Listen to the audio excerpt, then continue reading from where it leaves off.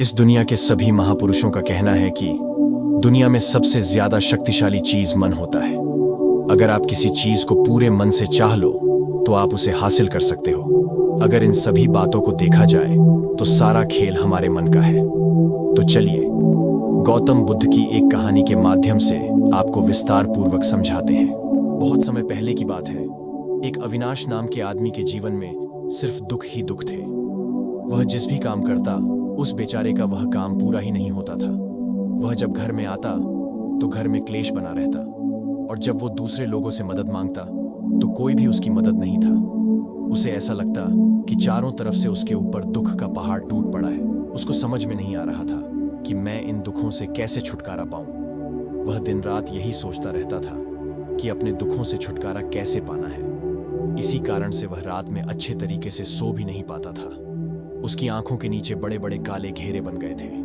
कभी कभी तो उसके मन में आत्महत्या करने के भी ख्याल आते थे, लेकिन अपने परिवार की चिंता करके वह यह कदम नहीं उठा पाता। वह इतना दुखी हो गया कि उसने निर्णय किया कि वह इन दुखों से छुटकारा पाकर ही रहेगा। इसके लिए चाहे उसे कितनी ही मेहनत करनी पड़े, कुछ भी करना पड़े, चाहे अंगारों पर चलना पड़े, लेकिन इन दुखों से छुटकारा हासिल करके रहेगा। ऐसे ही एक दिन अविनाश ने अपने एक प्रिय मित्र से अपने दुखों को दूर करने का उपाय पूछा। उसके मित्र ने उसे बताया कि तुम किसी महात्मा या बाबा के पास जाओ।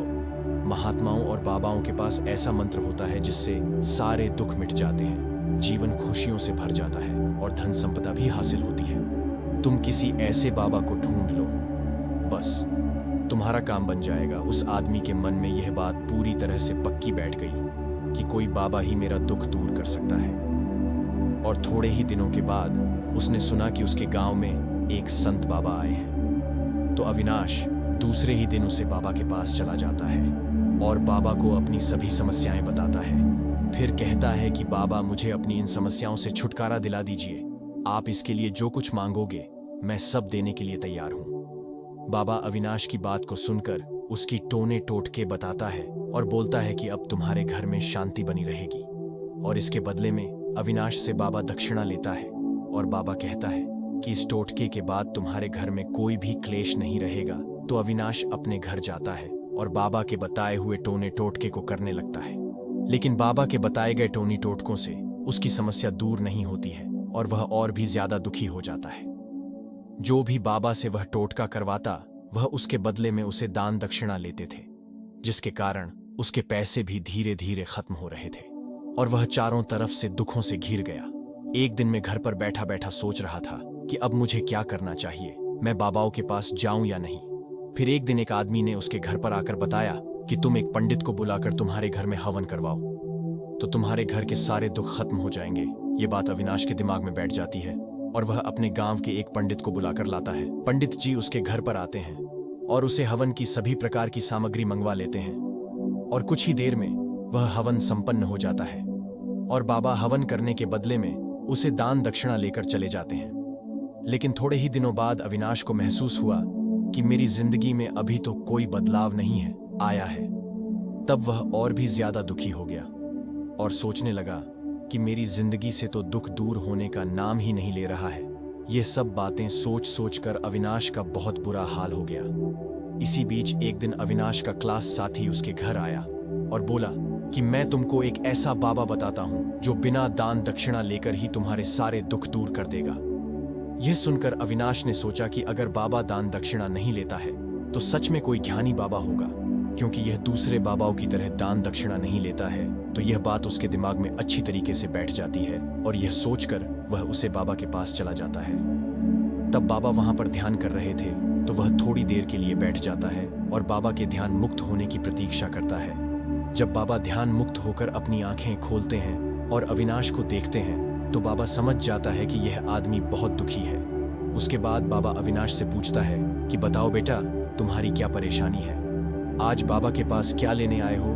तभी अविनाश बोलता है कि बाबा, मैं अपने जीवन के दुखों से बहुत परेशान हूँ। मैंने अपने दुखों को दूर करने के लिए बहुत से रास्ते अपने, लेकिन उनसे कुछ नहीं हुआ। जिसने भी मुझे कुछ करने को कहा मैंने सब किया, लेकिन फिर भी मेरी जिंदगी से दुख दूर नहीं हो रहे हैं, बल्कि दुख दूर होने के बजाय और ज्यादा दुख बढ़ रहा है।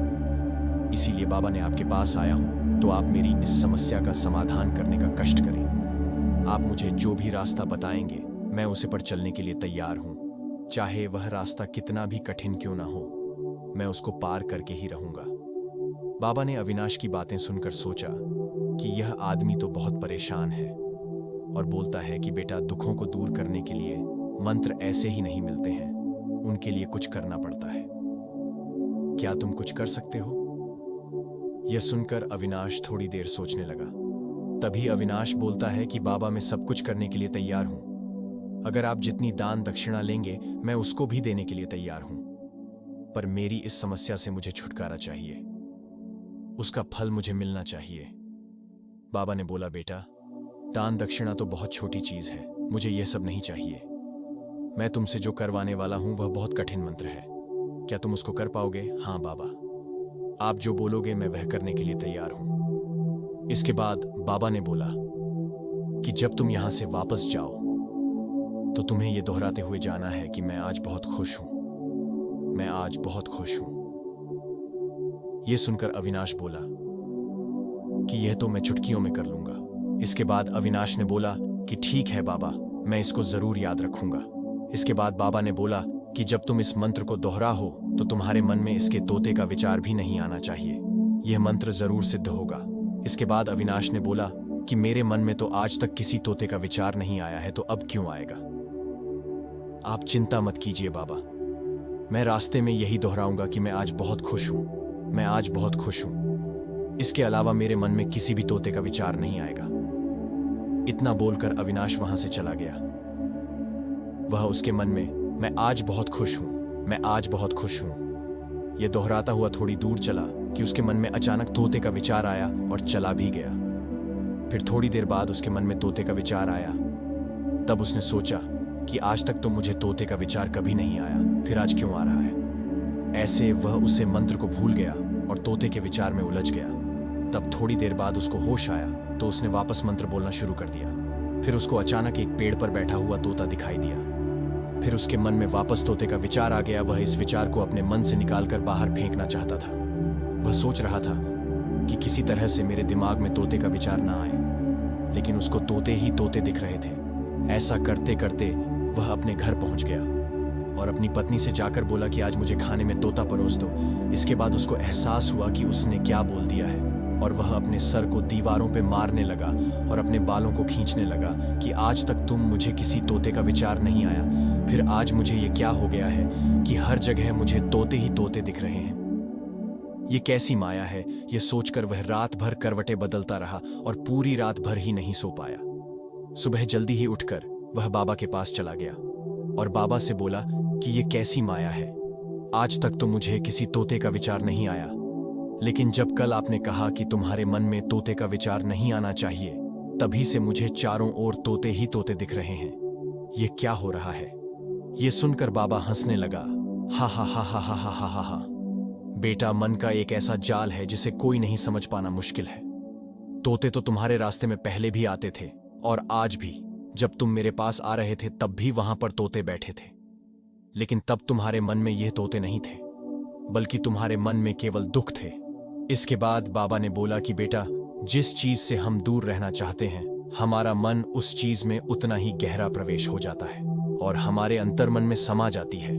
असल में हम जिस चीज से छुटकारा पाना चाहते हैं, उससे छुटकारा इसीलिए पाना चाहते हैं कि वह हमारे साथ बहुत गहरे से जुड़ी हुई है, और हम जितना ही उससे छुटकारा पाना चाहते हैं वह उतनी ही गहरी हमारे मन में बैठती चली जाती है और आखिरकार हमारे अंतर्मन में छा जाती है। ऊपर से तो हम चाहते हैं सुखी होना, कि मैं खुश हूं, मैं खुश हूं। हमारे होंठ भी यही बोलते रहते हैं, लेकिन हमारे मन में दुख समाये होते हैं। हमारे विचारों में, हमारे मन में दुख ही दुख दिखाई देते हैं। इसीलिए अपनी जुबान से बार बार यह बोलने से कि मैं खुश हूं, मैं खुश हूं, हम सुखी नहीं होंगे जब तक यह मंत्र हमारे अंतर्मन में प्रविष्ट नहीं होगा। फिर अविनाश बोला कि बाबा, यह मंत्र हमारे अंतर्मन में प्रविष्ट कैसे होगा? यह सुनकर बाबा ने कहा कि बेटा, अपने दुखों से लड़ना बंद कर दो। जब तक तुम अपने दुखों को दूर करने की सोचते रहोगे, तब तक वो दुख तुमसे चिपके रहेंगे, तब तक वो दुख तुम्हारे अंतर्मन पर अपना राज बनाकर बैठे रहेंगे। और जिस दिन तुम उन दुखों के बारे में सोचना ही छोड़ दोगे, उन दुखों से छुटकारा ही नहीं पाना चाहोगे, उसी दिन से तुम्हारी जिंदगी से दुख गायब हो जाएंगे। क्योंकि किसी भी चीज से छुटकारा पाने के लिए हमें उस चीज के बारे में सोचना पड़ता है, और हम जितना ही उस चीज के बारे में सोचते हैं वह उतनी ही गहरी हमारे मन में प्रविष्ट होती चली जाती है। तो दोस्तों, इस कहानी को ध्यानपूर्वक पूरी देखने के लिए आपका बहुत बहुत धन्यवाद।